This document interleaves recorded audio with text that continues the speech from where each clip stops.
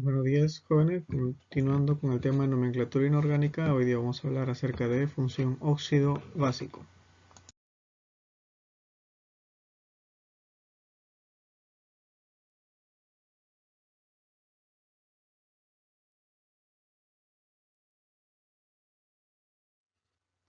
Para recordar cómo se forma un óxido básico, en primer lugar debemos tener en cuenta que se va a dar a través del elemento metálico, ¿sí? Se va a generar un metal en presencia de oxígeno.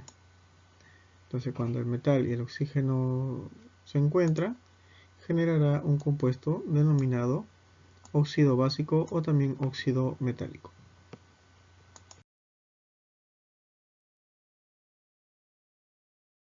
El día de hoy hablaremos sobre por qué se oxidan los metales. Cronómetro. Comencemos. La corrosión es causada por una reacción redox, que en realidad son dos reacciones simultáneas, reducción y oxidación. Una reacción de reducción se produce cuando algunos átomos o moléculas ganan electrones. La oxidación es donde otros átomos o moléculas pierden electrones. Reducción-oxidación. Redox. Un ejemplo común de la corrosión es la oxidación que le sucede al hierro. Solo se necesita tres ingredientes para el óxido. Un ánodo, el hierro, que fácilmente cede los electrones. Un cátodo, el oxígeno, que acepta fácilmente esos electrones. Y por último, se necesita de una solución electrolítica que transfiera iones entre el cátodo y el ánodo. Es por eso que algunos objetos metálicos se oxidan después de haber quedado expuestos a la lluvia, ya que el agua es la solución electrolítica que ayuda a la oxidación. Una vez que se producen estas reacciones redox, el hierro se convierte en óxido férrico hidratado u óxido. A su vez, la forma oxidada de algunos metales es el estado termodinámicamente favorecido, lo que significa que preferirían estar oxidados todo el tiempo.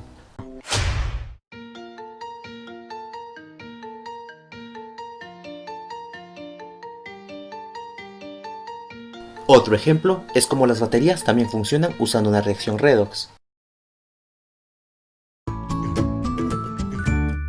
Hoy voy a hacer un experimento relacionado con la oxidación y el oxígeno disuelto en el agua. Tengo aquí 10 clavos de hierro y voy a poner 5 en cada matraz. Ahora a continuación añado agua del grifo.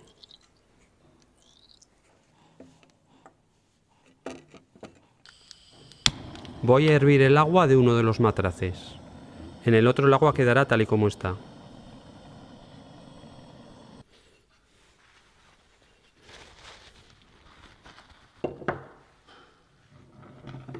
Una vez que el agua ha hervido, coloco un poco de aceite en el matraz.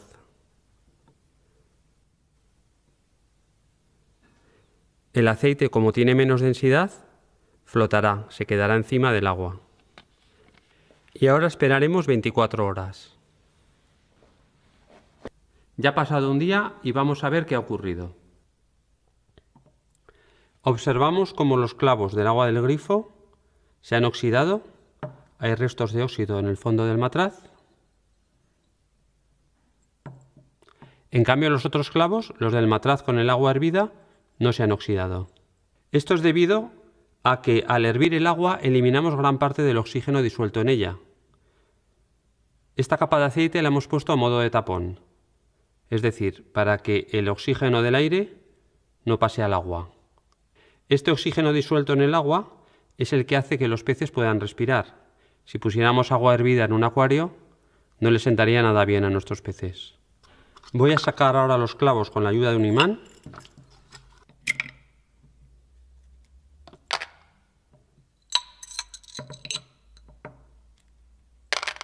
Observamos efectivamente cómo unos se han oxidado y los otros no. Pues esto es todo. Nos vemos los lunes en CienciaBit.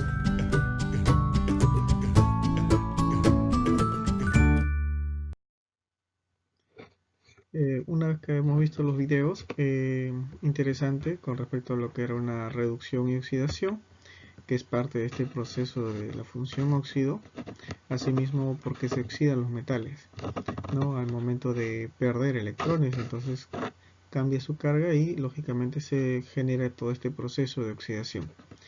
Entonces los óxidos van a ser compuestos binarios que se forman a combinar un elemento con el oxígeno. Así como lo vimos en el video, ¿sí? En el caso de los clavos, cuando están en presencia del oxígeno y una sustancia líquida, que permite el paso del electrón, entonces se genera esta oxidación.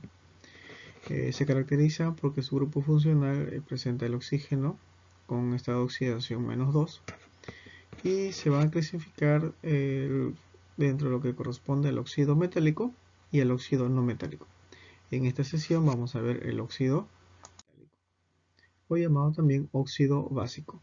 Se va a formar al combinar un metal más el oxígeno. Y tenemos que tener en cuenta el estado de oxidación, que va a ser -2. Entonces en su fórmula tendremos un metal, cualesquiera, puede ser metal del grupo 1A, 2A o metales ferromagnéticos o incluso metales del grupo B, más presencia del oxígeno. Esto me va a dar por consecuencia un óxido metálico, o llamado también óxido básico. Aquí en el ejemplo tenemos por decir el elemento sodio, que tiene estado de oxidación +1, pertenece al grupo 1A, y tenemos al oxígeno con su estado de oxidación -2. Entonces al combinarse se ubicará pues el sodio y el oxígeno, y sus estados de oxidación, que están en la parte superior, ¿sí?, van a cruzar hacia la parte inferior del elemento contrario, de tal manera que el número 2 del oxígeno pasa delante del sodio y el 1 pasará delante del oxígeno. Para la nomenclatura usaremos las nomenclaturas que hemos visto ya en la sesión anterior, que podría ser la nomenclatura tradicional, la UPAC o el stock. Aquí en el ejemplo tenemos la nomenclatura UPAC. En este caso se ha formado un monóxido de disodio. Mono porque hay un solo oxígeno, monóxido. De disodio porque hay dos sodios. Para stock sería óxido de sodio. En el ejemplo 2 tenemos al elemento cobre. El cobre trabaja con estado de oxidación +1 y +2. Entonces, para darle nombre, tenemos que considerar con qué estado de oxidación va a trabajar. Si trabaja con estado de oxidación 1 para el cobre, entonces se formará el compuesto, ¿no?, cobre 2, oxígeno. En la nomenclatura UPAC se denominará monóxido de dicobre, mientras que para el stock, óxido de cobre y entre paréntesis 1. Y recuerda que ese 1 es el equivalente al estado de oxidación. De ahí tenemos para el siguiente cobre 2 más oxígeno 2. Entonces, como ambos son 2, se pueden simplificar y quedaría cobre y oxígeno. En su nombre UPAC sería monóxido de cobre, y para el stock sería un óxido de cobre y entre paréntesis el número 2 en romano correspondiente al elemento cobre.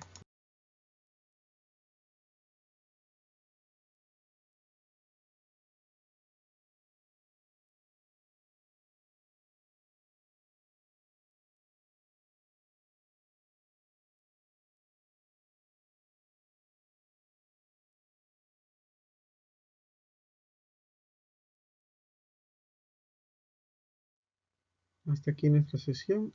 Nos vemos en una próxima clase. Cuídense mucho. Nos estamos viendo. Bye.